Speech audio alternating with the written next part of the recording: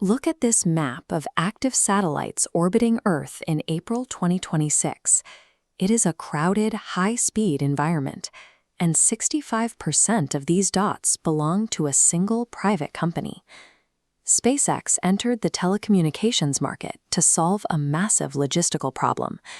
To fund their long-term goal of a Mars colony, they needed a reliable, high-margin revenue stream.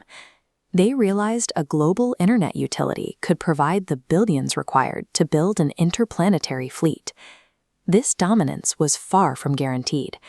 In 2008, the company sat on the edge of bankruptcy, struggling to reach orbit with this small, early rocket, the Falcon 1. By managing more active spacecraft than the rest of humanity combined, SpaceX has industrialized the orbital commons, turning low Earth orbit into a proprietary infrastructure zone. Traditional satellite internet relies on geostationary orbit, 35,000 kilometers above the equator.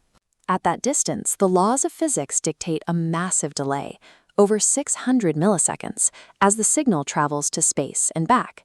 Starlink drops to 550 kilometers, cutting latency to 20 milliseconds. However, this creates a harsh trade-off. A high-altitude satellite covers an entire continent, but a low-orbit signal reaches a tiny circle. To ensure global coverage, SpaceX must launch a massive swarm of thousands of units. To beat the speed of fire, the company had to commit to mass manufacturing spacecraft on a scale the aerospace industry had never seen. Between 2022 and 2026, the network's subscriber base swelled from 1 million to over 10 million users. This rapid scaling pushed annual revenues toward an estimated $9 billion. Growth was fueled by constant hardware iteration, including the backpack-sized Starlink Mini. This portable dish runs on USB power, allowing travelers and field researchers to carry high-speed connectivity into regions where the power grid doesn't exist.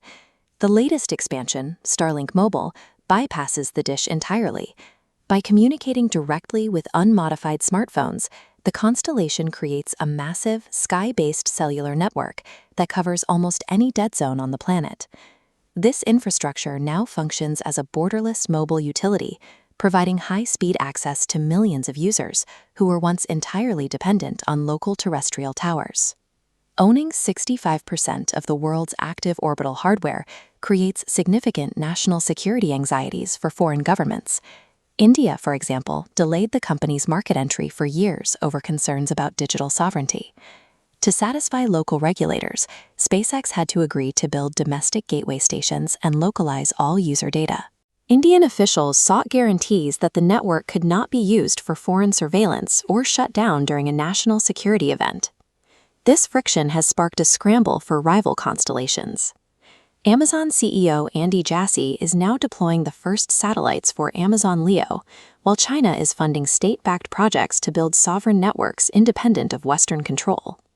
This new space race is a battle for absolute control over global digital infrastructure. The sheer volume of satellites has pushed the orbital environment toward a breaking point. Researchers now track the CRASH clock, a model that warns of a cascading collapse of low Earth orbit if satellite operators lose the ability to maneuver. To prevent disaster, the Starlink fleet now executes an automated collision avoidance maneuver every 1.8 minutes, adjusting its path to miss other spacecraft. The risk is real. In March 2026, a Starlink satellite unexpectedly fragmented, scattering debris across active orbital lanes and forcing NASA to reassess the safety of its crewed missions. Beyond the physical collision risk, the constellation is blinding astronomical research. These satellites are bright enough to leave permanent streaks across long-exposure images, effectively drowning out the light from distant stars. By solving the problem of global connectivity, SpaceX has inadvertently created a fragile, crowded minefield that threatens the long-term sustainability of space itself. In 2026, the company began a massive emergency reconfiguration. They are deliberately dropping 4,400 satellites from 550 kilometers down to 480. At this lower altitude, the denser atmosphere causes a failed satellite to burn up within months, rather than drifting for years. Paradoxically, moving closer to the ground intensifies the signal beam, allowing more users simultaneously. This shift increased total capacity by 31%. Through vertical integration, SpaceX was able to solve an environmental crisis while simultaneously making their product more efficient. The next phase of the network relies on the V3 satellite, which is designed to provide gigabit-level speeds that would render terrestrial fiber obsolete in most markets.